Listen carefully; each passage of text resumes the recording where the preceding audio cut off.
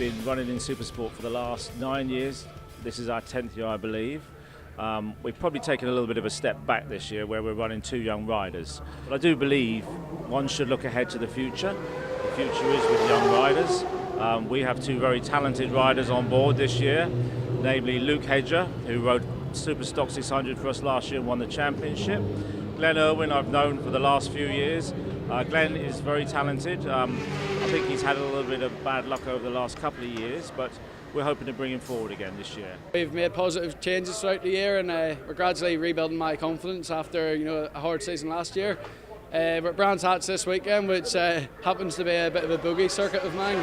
So we qualified 9th, which is a bit better than 17th last year as well. And the team are working great, and I think for the remainder of this weekend we can push on for solid top 5, 6s, and we get another brace of results and keep our 100% finish record this year. It maintains the championship challenge because it's a long year and you never know what can happen. I haven't ridden a bike for 6 weeks because I broke my wrist testing at Madrid. I was hoping for a top 10 finish and I got 8th for qualifying, so I'm really happy with that. We've made progression with the bike, we've gone a second quicker in qualifying, so yeah, I'm really happy at the moment.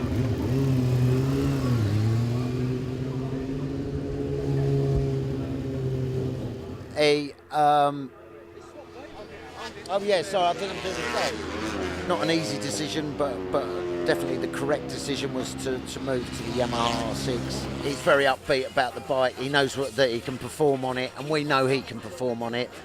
And to sort of summarise the move, really, it's very much about us as a team going racing, not making up the numbers. We're here to get on the podium. We are responsible for James's career.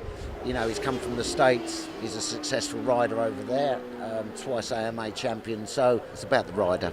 The new R6 is really working well, and it was a half wet, half dry first bit of qualifying, and I was feeling really good. For me to see P2 on my board, P1 on the board was, it's really exciting for me. Unfortunately, and I just high-sided. I start 16th, so it's going to be tough, but just looking to get a good lap time in and just fight through the pack because I know we've got a good bike to do it. We've got a fast motorcycle, and just get a good lap time for tomorrow's race, and I'm looking for a top 5.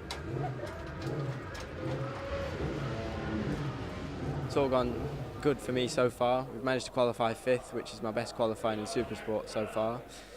It's dry at the minute, but we've got a race this afternoon for the sprint race of the weekend, and hopefully we can get a good start, get away with the boys and see what happens really. I've had a 5th place at Snetterton, so if we can try and build on that and get another solid top 5, that would be a good goal for me today. He's now running up at the front. We're at Brands Hatch. He's qualified on the 2nd row in 5th position. And we're hoping we can get him onto the podium, and that was our objective for this season, to get him into the podium positions.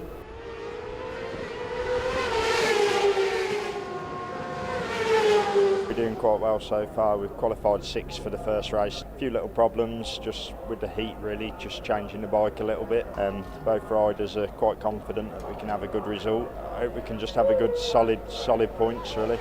We're struggling today in qualifying, with the weather. I just can't get on with the damp patches. Unfortunately, we're starting 13th, so I've made it hard work for myself, but I'm confident for the race. The bike's working well, and I know what I can do in the dry. So if we can get sort of in the top 5 for the first race, and then get a good starting position for tomorrow's race, I think we could be in the Rostrum tomorrow. We managed to get on the front 2 rows for qualifying. That's the main thing. We're joint 3rd in the championship with Alistair Seeley. So at the start of the year, if you'd have asked the aims, I'd have been top 5, top 6 in the championship, but after the first few rounds, we're stronger than we thought. So I don't see no reason why we shouldn't aim for the top 3 in the championship.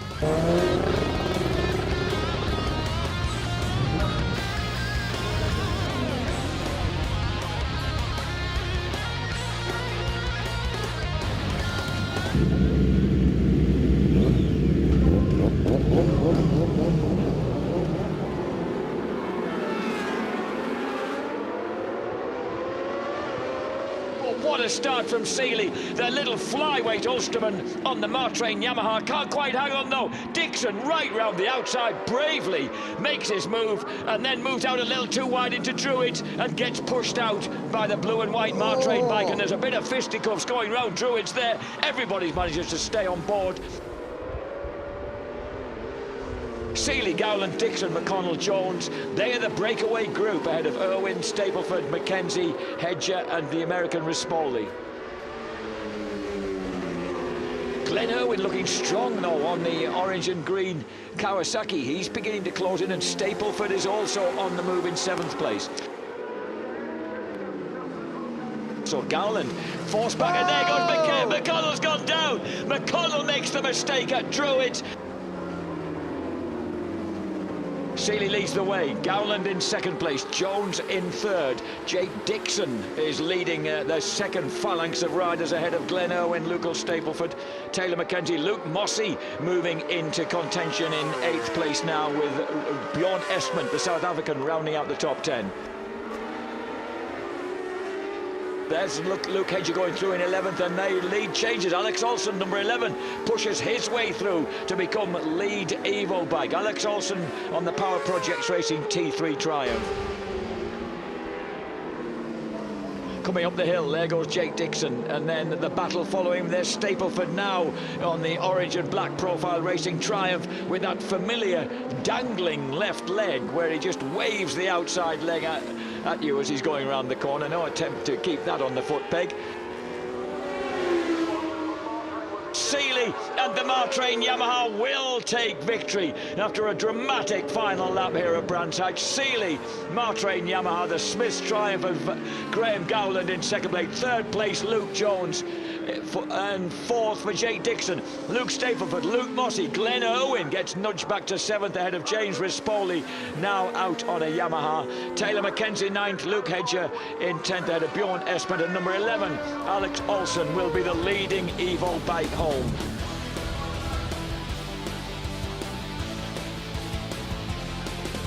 Yeah, yesterday went pretty well. You know, we started 30th on the grid, which weren't ideal.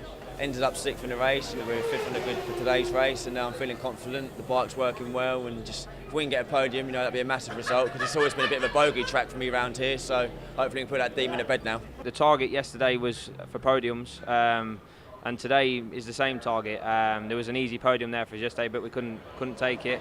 So I'm hoping to be up there this afternoon and capitalise on that. I need a few more points. We've lost a bit of ground in the championship. There you go. All right. So we ended up 9th yesterday, which wasn't where I wanted to be at all. This morning in warm-up I managed to go a lot faster. I went another 0.7 faster this morning. I'm hoping in the race we can get a start, get away with the front guys, get sucked round. I think we should have a good race. I had a few moments towards the end of the race, and I wanted to keep my 100% finish record going, and which we did with a 7th position. But it's probably my best ride around Brands GP, which shows how much we have struggled here. But the team have made good progress all weekend and made me more comfortable. Made a few mistakes in the race. Guess it was my fault. Hope to not do them in this race. Hope to get a good start and be up with the top boys. That's my hopes today. Finishing 10th is not where I want to be. Looking back on yesterday's race, really happy with James. We went from 16th to 8th, and but we're 6th on the grid today after yesterday's lap times. A lot of pressure for him yesterday. It was his birthday, his parents are over from the States, you know, and lots of things, new bike, everything. So, you know, that's what racers do. They live up, they step up to the mark in that respect. But yeah, good boy, done really well, really proud. At the end of it, we're only, I think, 7 or 8 seconds off the win and only 1.4 off 5th. So it's awesome for us. We were really happy with yesterday. We start on the grid on the 3rd row. It's the farthest we've been up all year, so we don't need to, you know, pass 1 million people off a start now. So that's the goal, is to put her in the top 5 today, and really just try to get on that front group for as long as we can, if not the entire race. And you know, if we can, I'm not afraid to throw a couple elbows. So no worries.